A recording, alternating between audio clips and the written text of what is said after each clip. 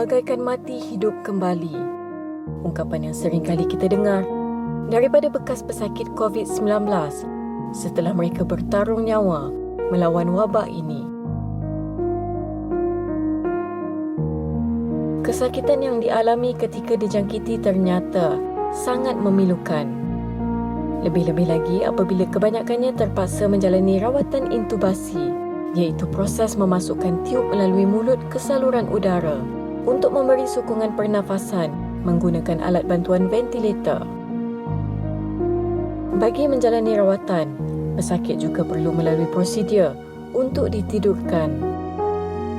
Lebih menyayat hati apabila takdir mereka tidak diketahui. Hanya doa dan harapan yang menjadi senjata utama mereka dan keluarga.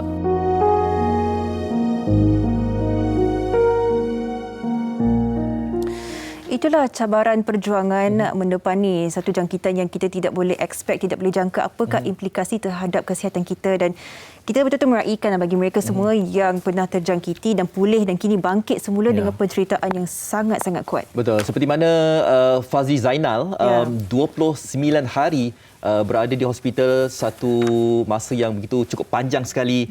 Pelbagai cerita yang mungkin boleh dikongsikan, dan saya pasti cerita-cerita yang akan dikongsikan ini bukanlah kisah yang harus dibanggakan, tapi saya rasa mempunyai satu inspirasi, mungkin mempunyai satu semangat yang luar biasa kan. Ada juga di antara kita yang rasa macam yalah, apabila kita bukan saja COVID-19, malahan ada penyakit-penyakit lain, semangat kekuatan itu harus diberikan kepada mereka ini. Baik, untuk itu Sofia, kita bersama dengan tetamu kita. Kita terus bersama dengan Encik Fazli Zainal dan juga Nalisa Azmi, kedua-duanya bekas pesakit COVID-19. Assalamualaikum kedua-duanya. Selamat pagi. Waalaikumsalam. Selamat pagi. Terima kasih meluangkan masa. Okey, alhamdulillah, saya lihat dekat skrin ni wajah kalian berdua tersenyum, dan saya percaya semakin hari semakin sihat kan. Untuk waktu sekarang ini, Fazli Zainal, ramai di antara kita yang nak tahulah kondisi terkini Fazli setelah dibenarkan pulang ke rumah. Jadi bagaimanakah keadaan awak sekarang, Fazli? Okey, alhamdulillah setakat ni kesihatan saya bertambah, beransur pulih. Cuma kadang-kadang beberapa 2 hari lepas lah, kalau saya ambil wuduk atas malam kot, saya rasa saya mandi, saya punya oksigen masih lagi turun sampai ke 66%. Jadi sebab mungkin wap air panas kot dekat dalam tu, ataupun dalam keadaan saya tak boleh dalam keadaan terkepung, terkurung. Dia kena, udara tu kena ada aliran udara baru saya okey sikit. Jadi ini antara simptom, orang kata setakat ini jangka masa panjang ataupun simptom selepas kena jangkitannya. Dan kita tanyakan kepada Nalisa, difahamkan duduk di rumah, dapat 2 vaksinasi tapi tetap terkena jangkitan ini dan kini menjalani rawatan post-COVID. Mungkin Nalisa nak kongsikan pengalamannya berdasarkan apa yang diceritakan oleh Fazli tadi. Adakah Nalisa juga menghadapi perkara yang sama? Okey, Assalamualaikum, selamat pagi. Salam. Dan Fazli dan juga Abang Fazli mengalami rawatan post simptom COVID. Saya ada ke hospital juga sebab ini masih ada lagi batuk yang sangat batuk yang sampai sakit dada, dan sini hanya tinggal batuk masih lagi kuat, ada juga sesak nafas secara sendirinya. Okey, jadi mungkin kita ada sedikit kita ada sikit gangguan teknikal sikit kan. Okey, tak apa, kita kembali kepada Fazli lah. Fazli, ramai juga di antara kita yang nak tahulah kan, ialah selepas 29 hari berada dekat hospital dan sekarang ini telah pun kembali ke rumah. Jadi bagaimana hubungan antara Fazli dan juga doktor ataupun fasiliti kesihatan? Adakah saling berhubung untuk memberitahu kondisi sekarang ini, Fazli, atau bagaimana? Okey, sebenarnya doktor ada bagi tarikh untuk saya pergi menjalani rawatan post-COVID selepas sebulan atau sebulan setengah. Tapi sebabkan saya belum divaksinasi, saya akan divaksinasi pada 14 September nanti. Jadi sementara waktu ni saya tak ada apa-apa kontak dengan doktor lah. Cuma kebetulan Cuma kebetulan doktor yang berada di hospital tu kawan baik saya. Dia pakar darah kat sana. Okey. Jadi saya personally message dia lah. Dia yang personally message saya, tanya macam mana keadaan semua. Tapi untuk sementara waktu ni saya inilah kawan baik saya. Oximeter. Oximeter kawan baik Ya, saya. penting sangat kan? Ya, jadi sekarang ni Cikgu Deli merawat saya setiap hari lah dengan beberapa teknik, antaranya sebab doktor pesan kena buka paru-paru ni, kena buka paru-paru ni. Selain daripada exercise yang tiup bola tu, kita kena lakukan senaman vocal scale. Ya. Oh ya ke? Tak clear kan? Sebab tadi dapat connection unstable dan reset connection dah. Okey. Okey. Dah okey dah. Fazli, kita nak tahu sebab yalah ini seperti mana kan Sofia diberikan peluang kedua. Seperti mana yalah diberikan peluang kedua ini. Apa yang mungkin Fazli ingin katakan apabila seperti diberi peluang kedua ini? Mungkin ada satu perasaan, satu kata-kata yang mungkin boleh dikongsikan bersama kami Fazli? Okey, macam saya kata sebelum ni kepada semua rakan-rakan media ataupun di media sosial saya rasa masa dekat sana tu memang bila orang tag saya dengan arwah Sarah, saya rasa lebih daripada 360 view di Instagram saya yang tag saya dengan arwah Sarah. Jadi saya rasa saya hidup ni sebab semangat saya, tetapi disebabkan tulang belakang saya tu adalah doa daripada masyarakat seluruh Malaysia, Singapura, Brunei, semualah yang follow keadaan kesihatan saya.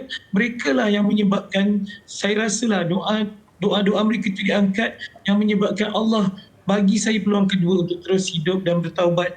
Mungkin banyaklah kesilapan-kesilapan yang saya lakukan, tapi dalam masa yang sama saya sangat bersyukur kerana 29 hari sahaja yang saya betul-betul sakit berbanding dengan 43 tahun saya hidup dalam keadaan. Wow.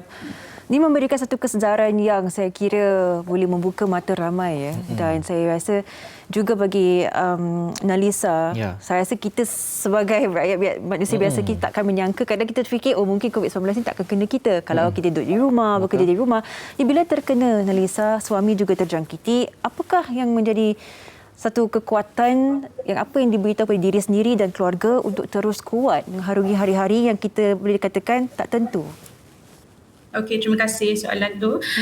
Sebenarnya saya pun tak sangka yang COVID-19 ni kena pada saya sebab saya hanya bekerja dari rumah saja. Tapi COVID-19 ni kita semua tahu dia dah merebak melalui udara.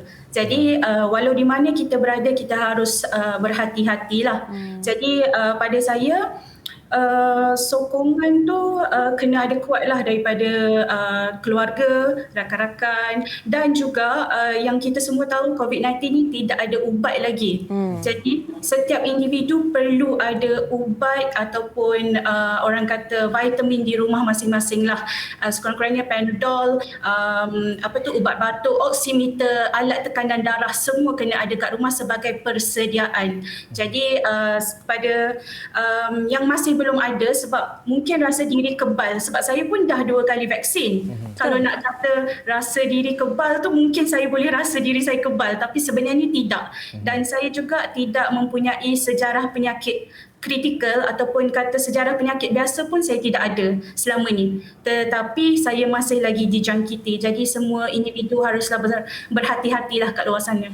Okey, Nalisa, macam disebutkan Fazli tadi, dia kena berada dalam satu bilik yang tidak terlampau kedap, kena ada udara dan sebagainya. Bagi Nalisa bagaimana? Adakah seperti biasa kehidupannya ataupun ada langkah-langkah tertentu untuk memastikan pernafasan tu terkawal? Betul. Jadi di rumah saya kena buka sebab saya tinggal di apartmen, bukan di rumah tanah. Jadi saya kena buka tingkap, mesti kena buka. Lepas tu sliding door kena buka, bagi udara masuk. Tapi nak dijadikan cerita, masa saya kena COVID, hari selalu hujan. Jadi bila hari hujan, dia sengal, sendi kita jadi sengal. Jadi tapi tingkap tetap kena buka sebab pengudaraan yang baik. Okey. Balik semula kepada Fazli. Sekarang Fazli, ada antara simptom-simptom lain yang Fazli hadapi sekarang ini, sebab difahamkan paru-paru Fazli pun ada berlaku sedikit kerosakan kan? Jadi bagaimana sekarang ni Fazli?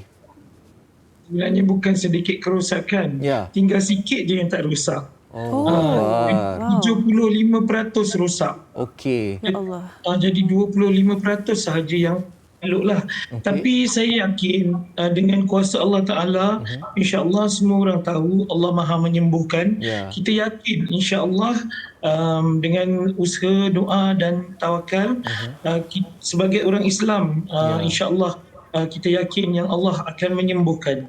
Sebab doktor kata berbanding dengan buah hati, buah pinggang Ya. dan hati, buah pinggang dan hati, Ya. memang tak boleh perlukan transplant, tapi paru-paru tak boleh transplant.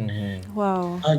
Jadi paru-paru ni akan sembuh kembali dengan cara kita menjaga pemakanan, kita menjaga, kita buat exercise, Ya. lung exercise, dan juga doktor pesan jangan baring saja, jangan duduk je. Ya. Saya perlu bergerak supaya otot-otot pun kuat dan pengaliran darah dalam badan tu okey. Baik, saya Dan nak tanya. sebenarnya okey. Teruskan. Maaf, sebenarnya saya nak bagi tahu, cikgu saya pesan, Baik. dia kata sebenarnya oksigen ni saya pakai terlalu lama. Jadi dia mengeringkan bahagian dalam kita. Oh. Jadi sebab dia sintetik, dia bukan ciptaan Allah Ta'ala yang natural. Ya. Jadi sebab satu hari saya perlukan 30 liter oksigen.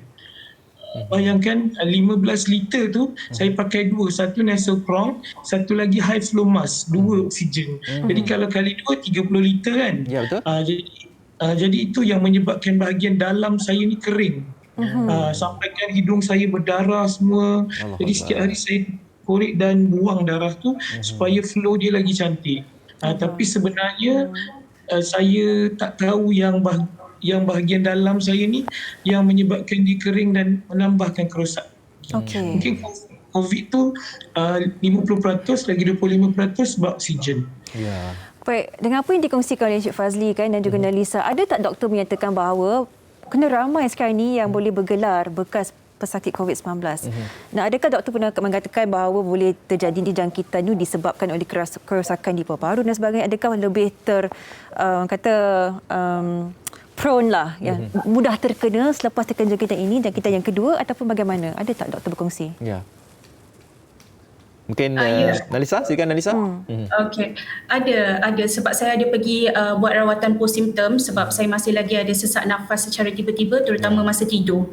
Jadi doktor kata kalau nak kata paru-paru sekarang, memang paru-paru sangat berada dalam keadaan yang teruk. Yap. Ya. Jadi ambil masa bagi diri sendiri masa dalam lebih kurang 3 bulan, bagi dia stable, elok dulu. Sebab kita pun takut tau bila paru-paru kita macam ni. Lepas tu doktor pun ada bagi tahu supaya makan ubat. Ya. Kalau batuk makan ubat, kalau demam makan ubat. Betul. Sebab kita tak ada ubat lain. Ya. Jadi doktor kata untuk jangka masa yang panjang, kena jaga diri betul-betul dulu selama 3 bulan, Ya. firmkan diri dulu. Kemudian baru kita boleh buat further check up untuk tengok paru-paru kita ni sampai tahap mana dah. Sebab dengan usia saya tak dikatakan terlalu tua, tak dikatakan terlalu muda. Saya 29 tahun. Ya. Jadi kalau berlakunya jangkitan pada paru-paru pada usia ini, sangat bahaya, orang kata sangat bahaya untuk jangka masa akan datang. Okey, baik. Kita tanya kepada Fazli lah.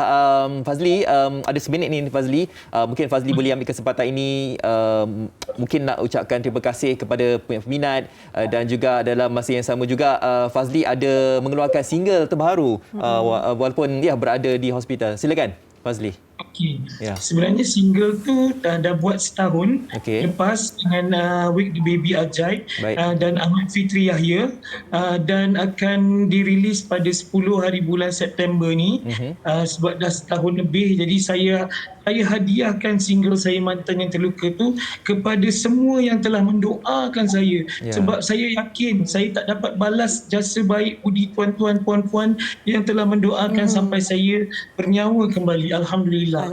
Jadi saya harapkan, saya masih lagi mengharapkan agar tuan-tuan dan puan-puan semua terus mendoakan sebab saya masih lagi dalam proses penyembuhan yang memakan masa antara 3 hingga 6 bulan.